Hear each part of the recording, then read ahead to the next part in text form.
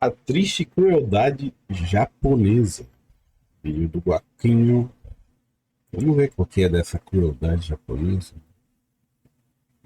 Vamos ver, vamos A ver. maioria das pessoas que já ouviu falar da unidade 731 costuma associar esse acontecimento a uma lista bizarra de atrocidades que parecem até ficção quando eu contar tudo o que aconteceu em si. Mas, infelizmente, todos Isso é os relatos são bizarro. verdade. E o mais assustador não é exatamente o que eles fizeram, e sim o que aconteceu depois. Porque quando a guerra terminou, os responsáveis por todas as atrocidades não foram punidos. Pelo contrário, Foram muitos deles premiados. acabaram sendo protegidos e até recompensados. Se você nunca ouviu essa história, hoje eu vou contar em Todos detalhes os ela pra Estados você. E já Unidos aviso que o tiveram caso um aqui é bem mais perdão no embaixo, governo do pesado Japão. demais Um pra monte falar de a merda. verdade. Então, apaga a luz pro vídeo ficar ainda mais imersivo, porque hoje eu vou te contar a assustadora história da unidade 731. Isso é bizarro. A origem. O nome Unidade 731 foi o nome dado a uma unidade do Exército Imperial Japonês, responsável por cometer algumas das piores atrocidades médicas da história. Eu quero que você imagine um lugar onde seres humanos eram infectados intencionalmente com doenças letais apenas para que depois seus corpos fossem abertos e analisados, enquanto ainda estivessem vivos. E tudo isso sem qualquer tipo de anestesia. Parece algo impossível ou brutal demais para acreditar, mas aconteceu. Para entender essa história, precisamos voltar ao Japão da década de 1930. Em 1931, o Japão já tinha se transformado em uma poderosa força militar. Nessa época, ela invadiu a região da Manchúria, no nordeste da China. Nesse local, os japoneses estabeleceram um estado fantoche chamado Manchukuo, e o local passou a ser controlado diretamente por conta de seus interesses. E é nesse momento que a gente tem essa cara desse demônio aí, o Dr. Shiro Ishii, um microbiologista do exército imperial japonês. E esse cara era completamente obcecado É pela um dos ideia de maiores guerra diabos da biológica. história da Ele humanidade. acreditava que se o Japão dominasse esse tipo de arma, isso poderia trazer vantagem total em futuros conflitos. Com discursos convincentes e muita influência dentro do exército, Shiroishi conseguiu persuadir seus superiores de que o país precisava desenvolver armas biológicas a qualquer custo. Foi assim que, em 1936, o exército japonês construiu uma gigantesca instalação de pesquisa nos arredores da cidade de Harbin, na Manchúria. Oficialmente, o lugar era chamado de Departamento de Prevenção de Epidemias e Purificação da Água do Exército de Kwantung. Mas esse nome era apenas uma fachada. Parece até uma história aí de um jogo, né? Do Resident Evil, no caso, tipo a Umbrella. Esse local acabou virando um enorme complexo Eu formado não por duvido se laboratórios, tiver celas e inspiração, área de cara. experimentos, que obviamente eram feitos em humanos. No auge das suas loucuras, a unidade chegou a reunir cerca de 2.000 integrantes, tudo isso espalhado entre cientistas, médicos, técnicos e soldados. E o pior é que ele continuou operando até o final da Segunda Guerra Mundial em 1945. Nesse local,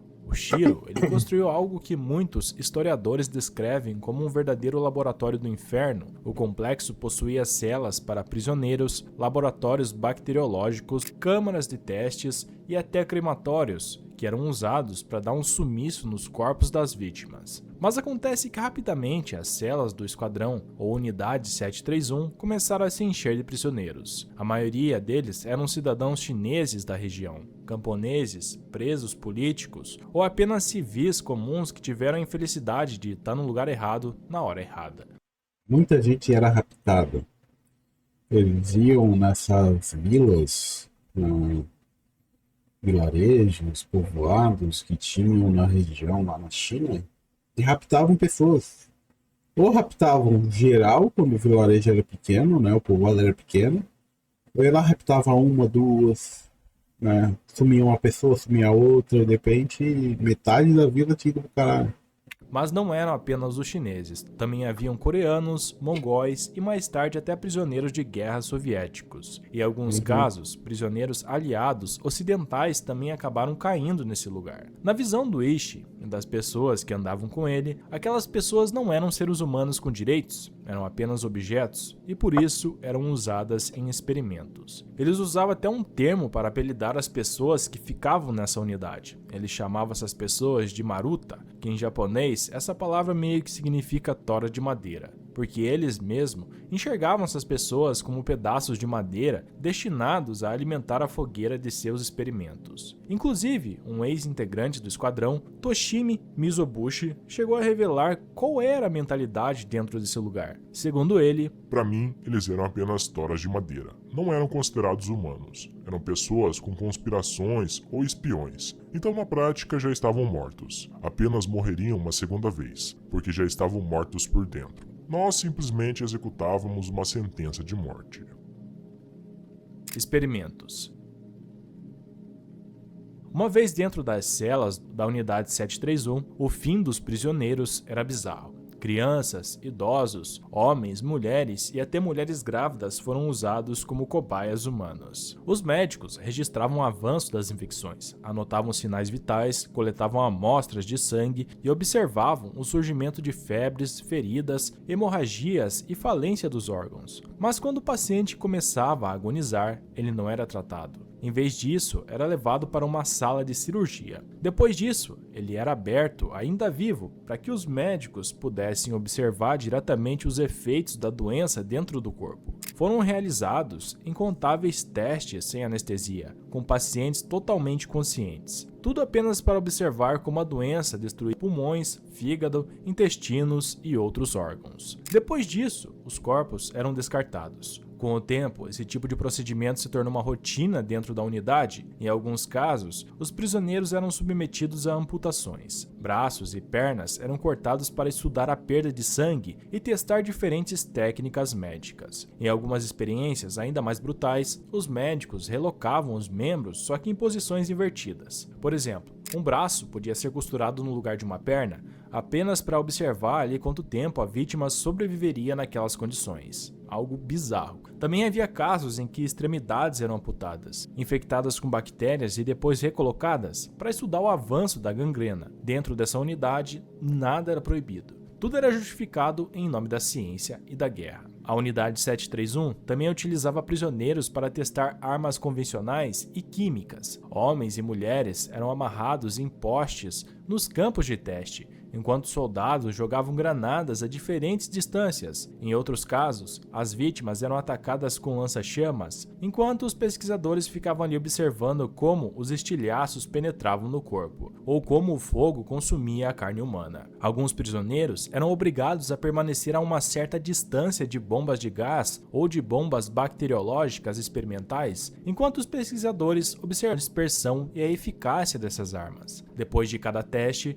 os prisioneiros sobreviventes eram examinados. Aqueles que ainda estavam vivos muitas vezes recebiam uma injeção letal, e logo depois os corpos eram dissecados para análise. E era dessa forma macabra que eles avaliavam o quão eficazes suas armas seriam em um campo de batalha real. Alguns prisioneiros também foram usados para testar os limites do corpo humano em condições extremas. Um dos exemplos mais conhecidos são os experimentos de congelamento. Nesses experimentos, os pesquisadores mergulhavam os braços ou as pernas das vítimas em água congelada, deixando elas expostas por horas a temperatura abaixo de zero, até que o gelo começasse a se formar diretamente sobre a pele. Depois disso, os membros congelados eram golpeados com bastões e o som que se ouvia quando eles faziam isso lembrava o som de ossos completamente congelados sendo quebrados. Depois disso, os médicos tentavam descobrir maneiras de reativar aquele tecido congelado, mas quase nunca conseguiam. Na maioria das vezes, eles apenas observavam a gangrena subir pela extremidade. Em alguns outros experimentos, os prisioneiros eram colocados dentro de centrífugas que giravam em alta velocidade até que a força da centrífuga causasse o colapso dos órgãos e, por fim, a morte. Também havia testes de privação extrema. Alguns prisioneiros eram deixados dias sem comida e sem água apenas para fazer um teste de quanto tempo o corpo humano resistia à fome e à sede. Alguns prisioneiros eram obrigados a beber água do mar para estudar os efeitos da salinidade no organismo. Em algumas situações, as coisas passaram muito do limite, mais do que já tinham passado, pelos relatos do que eu estou dando aqui para vocês, porque os pesquisadores forçavam várias relações entre prisioneiros com o objetivo de espalhar doenças venéreas. Homens e mulheres saudáveis eram infectados com sífilis e gonorreia, e depois obrigados a manter relações para que os médicos pudessem estudar como essas doenças se transmitiam e evoluíam sem tratamento. E as vítimas eram monitoradas enquanto a infecção avançava. Em relação à sífilis, por exemplo, quando o paciente chegava ao estágio terminal e já estava com o cérebro afetado, os médicos abriam a cabeça das vítimas com elas ainda vivas para examinar os danos. E nem mesmo as mulheres grávidas foram poupadas. Algumas eram infectadas propositalmente para que os cientistas analisassem se as doenças eram transmitidas para o feto também. Depois disso, eram realizados forçados. Em muitos casos, a mãe e o bebê eram dissecados juntos, enquanto ainda estavam vivos, para que os pesquisadores analisassem os efeitos da doença em ambos. Nada, nada, absolutamente nada mesmo parava esses doentes. Milhares de pessoas passaram por esses experimentos. A estimativa indica que de 3 a 12 mil pessoas morreram dentro das instalações da Unidade 731. Algumas delas eram apenas crianças que sequer sabiam o que estava acontecendo ali. Então, cruel demais. Guerra biológica contra civis. Os crimes da Unidade 731 não ficaram apenas aos prisioneiros dentro da... Então, a outra parte que ele falou que eu me toquei agora, muitos nem sabiam que estava rolando a Segunda Guerra Mundial, eram pessoas simples de vilarejos, muitos nem conheciam o Japão, nem sabiam que existia o Japão, existia só o mundinho deles ali. Muitos nem sabiam o porquê de estarem num lugar daquele ali. E pra quê? Eles não sabiam que tinha um inimigo do país deles, sabe? O Japão é inimigo da China e esses aqui são japoneses. Não, eles só eram levados. Pessoas simples, não fizeram mal nenhum. Só por existirem mesmo. Só por estarem ali naquela região. Era desenvolver armas biológicas e químicas eficazes, capazes de ajudar o Japão a vencer a guerra. E por isso, depois de aperfeiçoar essas armas dentro dos laboratórios, eles decidiram testar em grande escala, diretamente na população civil da China. A partir de 1940, várias regiões da China começaram a sofrer ataques biológicos secretos. Aviões militares japoneses sobrevoavam vilarejos e plantações, lançando pulgas infectadas com peste bubônica misturadas em grãos de trigo. Os grãos atraíam ratos da região, e as pulgas contaminadas entravam em contato com esses animais. E com isso chegava até os seres humanos. Pouco tempo depois, começavam a surgir misteriosos surtos epidêmicos. A peste simplesmente aparecia entre os moradores. Testemunhas chinesas da época relatavam que ver aviões japoneses espalhando nuvens de pulgas sobre mercados e campos. Dias depois desses aviões passar, uma doença começava a se espalhar pela comunidade. Em outras ocasiões, os agentes de Ishii contaminavam os poços de água e rios com bactérias de cólera e febre tifoide. Também houve casos em que eles distribuíam alimentos envenenados ou contaminados. Doces, biscoitos e outros mantimentos eram entregues à população misturados com antraz, cólera e outras bactérias mortais. Em alguns ataques, os aviões lançavam do céu roupas, brinquedos e objetos aparentemente inofensivos, mas todos esses aí estavam contaminados com patógenos perigosos, esperando que as crianças e moradores entrassem em contato com esses objetos e assim ficassem infectados. As consequências desses ataques biológicos foram brutais. Entre 1940 e 1942, as províncias chinesas de Zhejiang e Hunan, eu não sei se é esse nome, mas me corrija se estiver errado, sofreram epidemias por conta dessas ações. E somando todos esses acontecimentos, é estimado que centenas de milhares de civis tenham sido vítimas da guerra biológica japonesa. Pesquisas históricas realizadas na China e em outros países indicam que mais de 300 mil pessoas podem ter morrido por causa das doenças liberadas propositalmente. Décadas depois, um documento judicial japonês reconheceria o seguinte: as evidências mostram que tropas japonesas, incluindo as da Unidade 731, usaram armas bacteriológicas sob ordens do quartel-general do Exército Imperial, e que muitos moradores locais morreram em consequência disso. Nas palavras do juiz Koji Yata, responsável por analisar o caso anos mais tarde, é assustador pensar que algo tão simples quanto aceitar um alimento oferecido ou beber água de um rio poderia significar uma sentença de morte. E é importante frisar, que não foram apenas asiáticos que se tornaram vítimas do esquadrão. Por exemplo, houve um grupo de prisioneiros americanos capturados após o bombardeio do Little em 1942 que acabaram sendo levados para Pingfang. Lá, eles também foram usados como cobaias em experimentos, e como era de se esperar, né, nenhum deles saiu vivo. O fim do pesadelo. Em agosto de 1945, o Império Japonês estava em colapso. A Segunda Guerra Mundial estava chegando ao fim após os bombardeios de Hiroshima e Nagasaki, enquanto a União Soviética lançava uma ofensiva contra as tropas japonesas na Manchúria. A Unidade 731, encurralada pelo avanço soviético, tentou de forma desesperada apagar qualquer vestígio de seus crimes. O general Shiro Ishii ordenou que todo o pessoal que trabalhou nesse local nunca abrisse o bico sobre nada, que levassem esse segredo para o túmulo. Na época, ele deixou claro que era preciso destruir absolutamente todas as evidências e manter um silêncio sobre tudo o que tinha acontecido dentro daquelas instalações. O Ishii chegou até a distribuir cápsulas de cianeto para o pessoal que trabalhava para ele, porque se eles fossem capturados, eles deveriam tirar a própria vida. Para ele, era melhor ver seus homens mortos do que confessar a verdade. Os últimos dias do Esquadrão 731 foram brutais. Os soldados executaram a maioria dos prisioneiros que ainda permaneciam nas celas. Eles foram fuzilados ou envenenados apenas para garantir que não restassem testemunhas vivas. Depois disso,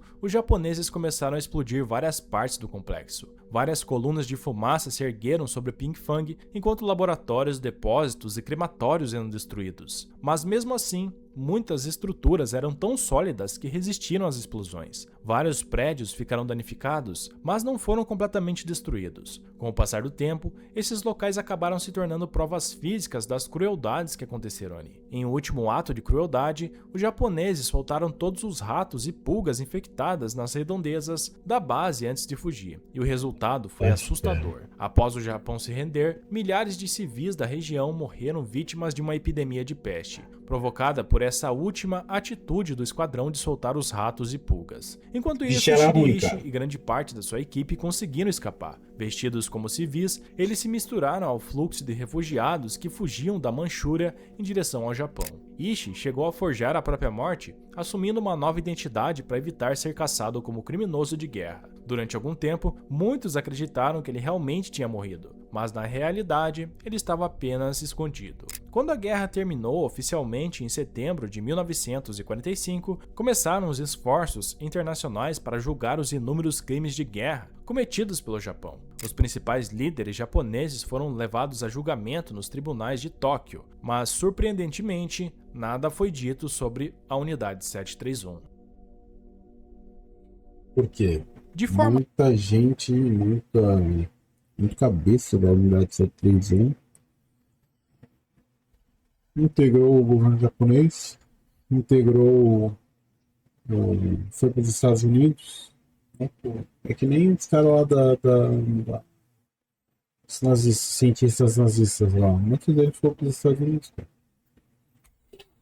Inacreditável, Nada os experimentos acontece de com Ishii nada. ficaram quase completamente fora dos julgamentos internacionais. Mas por que isso aconteceu? A resposta é no mínimo curiosa. Houve um encobrimento da bem Unidade bolado. 731. Tudo isso organizado pelos Estados Unidos. Depois de ocupar o Japão, o comandante supremo das forças aliadas, o general Douglas MacArthur, recebeu relatórios confidenciais sobre a existência daquela unidade secreta de guerra biológica. Mas em vez de expor os crimes, MacArthur e o alto comando americano tomaram outra decisão. Eles ofereceram um acordo secreto aos cientistas do esquadrão. Em troca de todos os dados e resultados de suas pesquisas, os Estados Unidos concederiam imunidade total pelos crimes cometidos. Ou seja, nenhum membro da unidade seria julgado desde que entregasse aos americanos todas as informações obtidas com aqueles experimentos. Para Washington, aqueles dados científicos e seu possível uso militar valiam mais do que a justiça. Além disso, naquele momento inicial da Guerra Fria, os Estados Unidos temiam que a União Soviética pudesse obter essas informações